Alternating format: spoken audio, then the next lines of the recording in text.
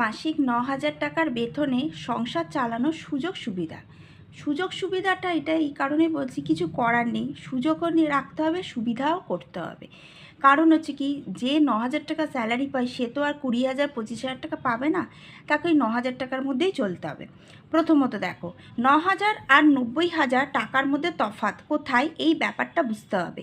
আমি ৯,০০০ টাকা মাইনে পাচ্ছি, কিন্তু আমার আশা বা আমার ব্যয় খরচাটা মাথায় রাখবো যে আমি ১০,০০০, ১৫,০০০, ২০,০০০, ২৫,০০০ টাকা যারা ব্যয় করে তাদের মতন আমাকে চলতে হবে, তাহলে কিন্তু চলবে না। আমাকে তফাৎটা বুঝতে হবে, ৯ আর ৯০-এর মধ্যে তফাৎটা কী, ঠিক আছে? ফার্স্ট হচ্ছে এই জিনিসটাকে বুঝতে হবে যে আমি যেটা পাচ্ছি, আমি এই ৯ পাচ্ছি, আমাকে এতে সন্তুষ্ট হতে হবে, এর মধ্যেই সংসার চালাতে হবে। সেভ করাটা সেটা পরের ব্যাপার, কেন এই যুগে এখন প্রচুর জিনিসের দাম বেড়েছে, ঠিক আছে? কিন্তু অনেক পরিবার আছে ৯,০০০ টাকার মাইনে পায়। দ্বিতীয়ত, যে প্রয়োজন সেই প্রয়োজনে সেই জিনিসটি প্রয়োজনে কিনতে হবে, যেই প্রয়োজন সেই জিনিসের সেই প্রয়োজনটি কিনতে হবে। মানে যেটা হচ্ছে আমাদের প্রয়োজন, আমি সবসময় আমার ব্লগেও দেখতে পারবেন যে আমি যেটা প্রয়োজন সেই প্রয়োজনের জিনিসটা কিনতে হবে। অন্যথা অন্য কোনো জিনিস যদি আমি কিনি তাহলে কিন্তু আমার সংসার চালানো মুশকিল হবে। ৯,০০০ টাকার সংসার মানে কিন্তু এই না যে খুব বিলাসিতাভাবে কিন্তু সংসার চলবে। এটা যেখানকার যে এই ভিডিওটা যেখানেই যাক না কেন, সেখানে কোনো না কেউ যদি ৯,০০০ টাকার মাইনেতে সংসার চালান, একমাত্র তারাই বোঝেন যে কতটা কষ্টে চালাতে হয় আর এই যুগে জিনিসের যে দামটা বেড়েছে। প্রথমত মশলা, তেল, নুন, চাল, ডাল, যেটা মাসকাবারি বাজার আমাকে ১,৫০০ থেকে ১৬০০ টাকার মধ্যে করতে হবে। এবার বুঝে যাচ্ছেন, তাহলে আমার চাল আসবে রেশনের, চিনি আসবে যদি আমি রেশন থেকে কিছু পাই, সেগুলো আমাকে সরকারের রেশন থেকে আমাকে সেগুলো উপভোগ করতে হবে, মানে আমাকে নিতে হবে।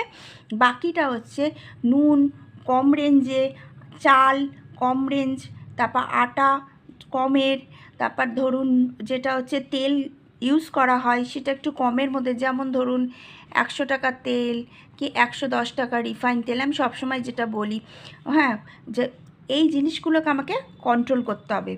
ডেলি বাজার খরচ হবে, মানে ডেলি একটা যেটা বাজার খরচ হয় আমাকে ১০০ টাকা রাখতে হবে উইথ টিফিন, মানে একদম সন্ধ্যের যদি কেউ টিফিন খায় ১০০ টাকার উপরে উঠলেই কিন্তু আর হবে না, সেটা আপনারা পরেই দেখতে পারবেন।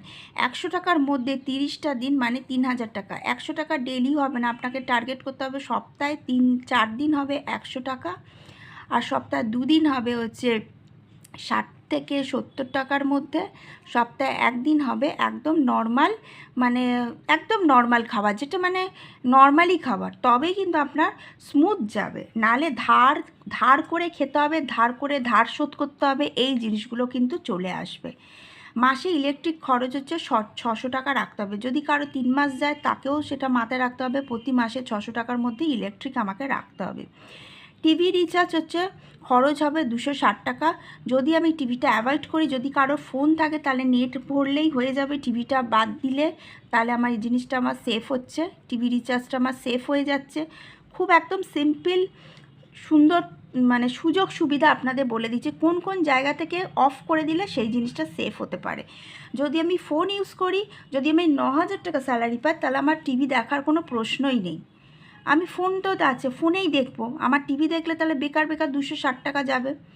আচ্ছা, ফোন খরচ ৩০০ টাকা, ঔষধ ৫০০ থেকে ৬০০ টাকা, এখন ম্যাক্সিমাম ঘরেই ওষুধ আছে, কম বেশি আছেই আছে।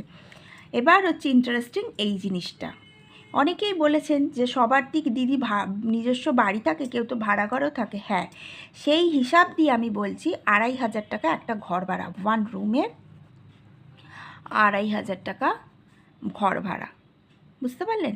একটা 1 রুম, এই না যে অনেক রুম, একটা রুম দেখবেন রুমের সাথে বারান্দা থাকে, সেখানে অনেকেই রান্না করে আর কমন হচ্ছে ওয়াশরুম থাকে, আর সেই জায়গা কি ২,৫০০ টাকা ঘর ভাড়া, ৬০০ টাকার মধ্যে ইলেকট্রিক, ধরুন ৫০০, মোটামুটি ৩-এর মধ্যে আমাকে ঘর ভাড়াও রাখতে হবে, ইলেকট্রিকও রাখতে হবে, এরকম রাখতে হবে। আমি কিন্তু বলছি আমার ভিডিওটা দেখলে অনেকেই কিন্তু এইভাবেই চালায়, নাহলে অপশান নেই, তো কোনো অপশান নেই।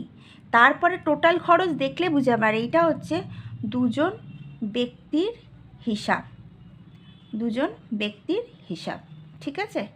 এটা হচ্ছে দুজন ব্যক্তির হিসাব। এবার কি তাহলে টোটাল দেখুন খরচ হচ্ছে কত, 8,760 টাকা। এত কিছু করেও 8,760, যদি মেনটেন করেন এই এই অপশান নেই। আর একটা জিনিস আমি দিতে ভুলে গেছি, সেটা হচ্ছে গ্যাস। গ্যাস তো 900 টাকা নিতেই হবে। তাহলে তো আপনি বলুন, এই 900 টাকা যদি গ্যাস নেন, তাহলে এখানে যে 1,500 টাকার মাসকাবারি, এর থেকে তো আপনি কম করতে পারবেন না।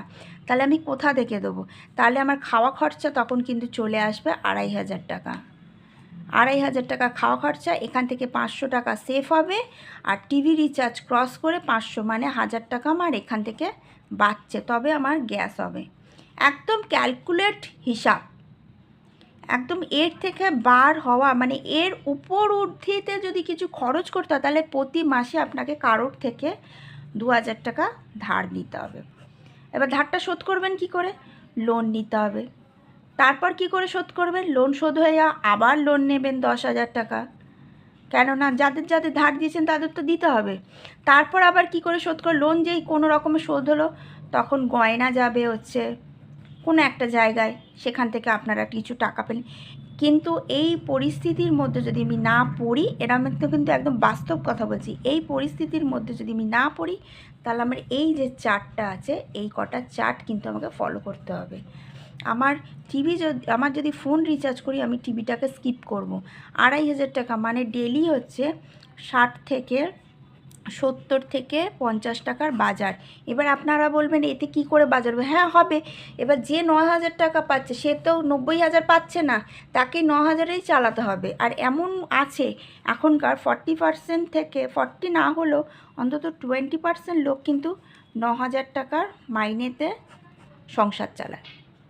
আছে, অনেক জায়গায় আছে। তারাই যে লোন নেয়, ধার করে, গয়না কোনো জায়গায় ইনভেস্ট করে, সেখান থেকে টাকা আনি, সেখান থেকে বাচ্চা স্কুল ফিস দিচ্ছে, সেখান থেকে 3 মাসে টিউশন ফিস দেয়নি, কোনো জায়গা থেকে লোন নিয়েছে, যখন লোনটা পেয়ে গেল তখন সেখান থেকে দিচ্ছে। কোনো মুদিখানা বাজার থেকে হয়তো দেখা গেলো 3 থেকে 4,000 কি 5,000 টাকা হচ্ছে ধার হয়ে গেছে, সেই লোন নিয়ে সে ধারটা শোধ করছে। এগুলো বাস্তব, কিন্তু আমি একদম বাস্তব কথা বলছি আপনাদের। এই জিনিসগুলো না নিয়ে বরঞ্চ এইভাবে যদি মেনটেন করে, তাহলে গুছিয়ে সংসারকে চালাতে হবে, ক্যালকুলেট করে, হিসাবপত্র করে।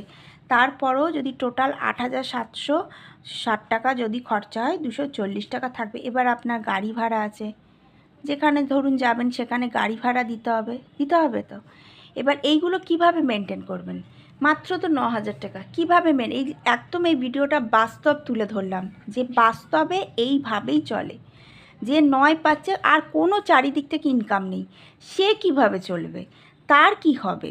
আমরা তো অনেক ভালো আছি, অনেক জিনিস আমরা পাচ্ছি, অনেক কিছু খাবার বলুন, ফ্যাসিলিটি বলুন, কেনাকাটি বলুন, প্রচুর পাচ্ছি। যারা সত্যি এই জীবনটাকে, লাইফটাকে লিড করে, তাদের কতটা কষ্ট হয়, তারা প্রতিটা পদে পদে প্রতিটা দিন স্ট্রাগল করে। নুন, তারা কি 50 টাকার চালের চাল খাবে 50 টাকা কিলো? তারা হয়তো তাকে রেশনের চাল নিচ্ছে, খুব জোর রেশন থেকে হয়তো বাইরে থেকে হয়তো 30 টাকা 38 টাকা, যেটা আমি ভিডিওতে বলি, এইসব চাল খাচ্ছে।